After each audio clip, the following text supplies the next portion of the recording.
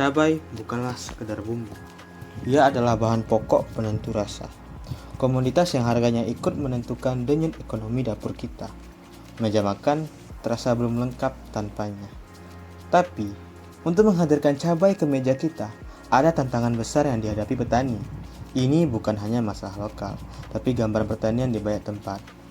Di Indonesia, jutaan petani masih bergantung pada teknik pertanian konvensional. Proses penyiraman dan pemupukan seringkali masih dilakukan sepenuhnya secara manual. Dosisnya mengandalkan intuisi. Waktunya berdasarkan jadwal tetap tanpa peduli kondisi cuaca. Akibatnya, sumber daya air yang berharga terbuang. Pupuk yang mahal tidak diberikan secara konsisten, bahkan bisa mencemari tanah. Ini adalah potret inefisiensi. Waktu petani habis dan biaya operasional yang membengkak, serta risiko gagal panen selalu mengintai. Pertanyaannya, haruskah pertanian terus seperti ini? Atau mungkin kita bisa bertani dengan lebih presisi, lebih hemat, dan lebih cerdas? Penelusuran ini membawa kami ke Desa Blangkrung, Kabupaten Aceh Besar.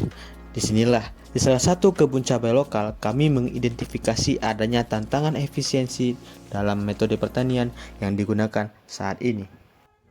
Kami juga melakukan berbagai survei dan wawancara ke petani setempat di Desa Blangkrung untuk mendapatkan informasi lebih lanjut tentang keadaan pertanian di desa tersebut. Air yang dicampur pupuk tuh itu bisa langsung kena sama tumbuhannya, Pak. Misalnya ini tumbuhannya langsung di atasnya mengucur gitu, nggak apa-apa? Nggak apa-apa. Karena kan kalau misalnya pupuk yang biasanya kan nggak boleh dekat kali makar, Pak. Ini 15 liter. Terus kita alirin pupuk ini atau pot lah kayak Bapak bilang tadi kan. Kan di sini udah di sini tadi pupuk kan. Nanti begitu kita hidupin sanyo nih, Pak, dia resap sendiri, Pak. Di pupuk nih. Jadi bersiram sendiri. Nah, terus nama itu udah campur rumput, Pak. Terus kalau misal siram air aja, ini bisa otomatis juga, Pak. Jadi nanti Bapak tinggal setel lewat HP, misal sehari 3 kali, pagi, siang, sore gitu kan. Dia bakal nyiram sendiri, Bapak tinggal pantau aja gitu. Nah, itu untuk gambaran alat yang tumpah sudah jadi, Pak. Nanti ada pipa di tengah ini, Pak. Dari ujung. Terus nanti alatnya ini terhubung ke sanyo. Setelah kami berhasil mengumpulkan berbagai informasi dari berbagai narasumber, kami akhirnya mendapatkan solusi untuk menjawab tantangan ini. Maka dengan bangga kami hadirkan Vertigo. Vertigo adalah sebuah sistem irigasi dan fertigasi otomatis berbasis Internet of Things. Ini bukan sekedar teknologi rumit. Ini adalah alat bantu cerdas yang kami rancang agar murah dan mudah untuk digunakan oleh petani. Tujuan kami sederhana, menggantikan metode manual yang boros dan tidak terukur dengan otomasi presisi yang dapat dikontrol langsung melalui aplikasi web. Cara kerjanya sangat mudah. Vertigo memiliki 2 fungsi utama. Pertama, irigasi otomatis. Petani dapat mengatur jadwal penyiraman berbasis durasi, kapanpun dan berapapun lamanya, langsung dari interface web. Kedua, dan ini yang menjadi kuncinya, vertigasi presisi. Sistem ini menggunakan pompa dosis khusus untuk menyuntikkan pupuk cair dalam takaran mililiter yang sangat tepat dan presisi ke dalam aliran air. Tidak ada lagi pemborosan, tidak ada lagi takaran yang meleset. Sistem ini juga cerdas. Logika pembatalan otomatis menggunakan sensor hujan akan menghentikan penyiraman saat tidak diperlukan. Dan bagi petani, mereka mendapatkan kendali penuh. Petani mendapatkan kemampuan monitoring jarak jauh melalui aplikasi web, yang dimana sistem akan memberikan peringatan dini jika stok pupuk menipis, atau jika mendeteksi ada kegagalan aliran air. Nilai tambah utamanya jelas, efisiensi waktu kerja, efisiensi biaya, dan sumber daya. Dan paling penting, peningkatan konsistensi dalam pemberian nutrisi tanaman. Perkenalkan, kami dari kelompok 8 HSC ingin menjelaskan alat dari kelompok kami. Jadi di sini ada alat kami. Di sini ada beberapa sensor, yaitu ada sensor hujan dan ada sensor ultrasonik untuk ukuran pupuknya. Terus di sini alat kami ada adaptor untuk hidupin dosing pump, ada relay untuk ngatur dosing pump dan pompa airnya, ada ESP.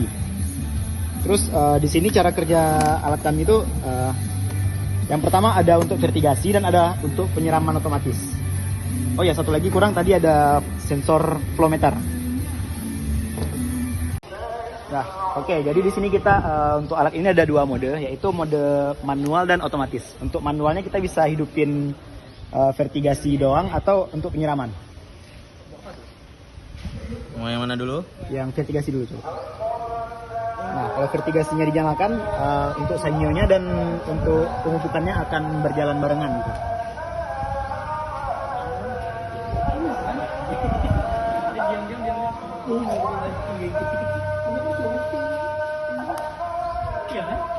Oke, dan kalau untuk penyiraman tanaman itu hanya pompa airnya gitu. Pompa airnya hidup, untuk dosing pumpnya nggak hidup untuk pemupukannya.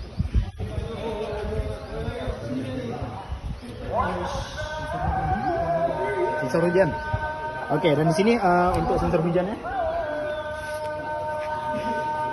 itu sudah berfungsi dengan baik. Jika di sini basah, nah di sini akan terdeteksi hujan. Sekarang untuk otomatisnya. Nah, di aplikasi akan nampak gitu jamnya dan bisa disetel secara otomatis mau penyiraman di jam berapa. Di sini disetel untuk jam berapa? Bakal setel jam 12. Sekarang jam 12.20 akan setel untuk penyiraman di jam 12 untuk vertigasi ya. 12.21. Oke. Kalau kita masuk jam 12.21 dia hidup. Iya. Kalau di setel di jam 12.21 dua-duanya bakal hidup. Oke. Nah, itu untuk otomatisnya. Jadi bisa disetel untuk jam berapa kita mau untuk penyiramannya. Selanjutnya untuk 12.22 ya. Selanjutnya di jam 12.22. Hanya penyiraman aja. Jadi kita menunggu sebentar. Ini di sini ada timer di aplikasi.